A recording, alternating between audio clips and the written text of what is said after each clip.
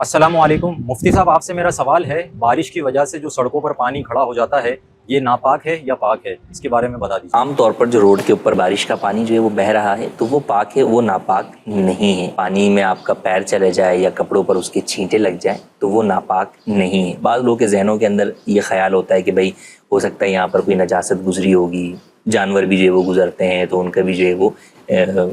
لید وغیرہ جو ہے وہ پڑی ہوگی تو وہ سب ملی ہے تو اب یہ پانی ناپاک ہو گیا، تو فقط ان خیالات کی بنیاد پر وہ پانی ناپاک نہیں قرار پائے گا۔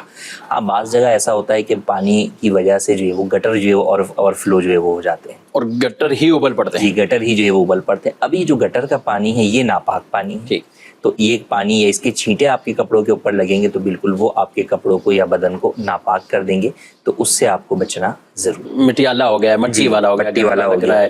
اور کیچڑ نما ہے یا کیچڑ ہی کسی طرح بھی کیچڑ بن گیا ہے تو یہ اس کو ناپاک اس میں نہیں۔ کوئی حرج جو ہے وہ نہیں ہے۔ اسی طرح گزر رہے ہیں اور اوپر چھت پر سے جو ہے وہ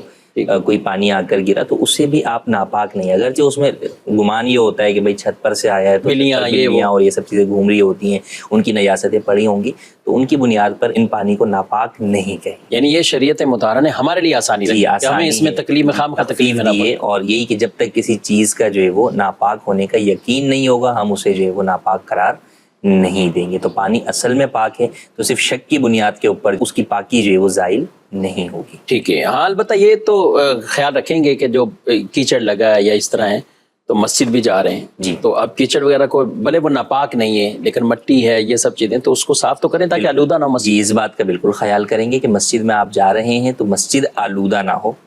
یا آپ کے بدن سے یا اس کیچڑ کی وجہ سے بو نہ آئے،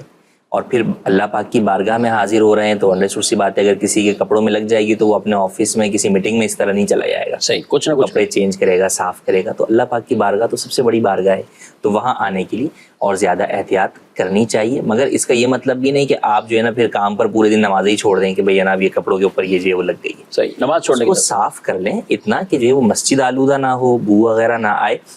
بسا اوقات بعض دھبے سے لگ جاتے ہیں چیٹے کہ وہ صاف نہیں ہو پاتے دن میں، اور اب گھر نہیں جا سکتے یا چینج نہیں کر سکتے، تو اب نماز نہ چھوڑیں، نماز بہرحال جی پڑھنی ہے کیونکہ آپ ناپاک نہیں۔ ہاں، داغ دھبا دور ہونا اور بات، لیکن جو ظاہری کیچڑ ہے، ظاہری کیچڑ ہے اس کو بالکل جو ہے وہ صاف کیا جائے گا۔ وہ تو کیا جائے، گیلے ویسے ہی کپڑے ہو سے بھی جائے صاف ہو سکتی ہے، سوکھنے کے بعد ویسے بھی جو ہے وہ صاف ہو جاتی ہے۔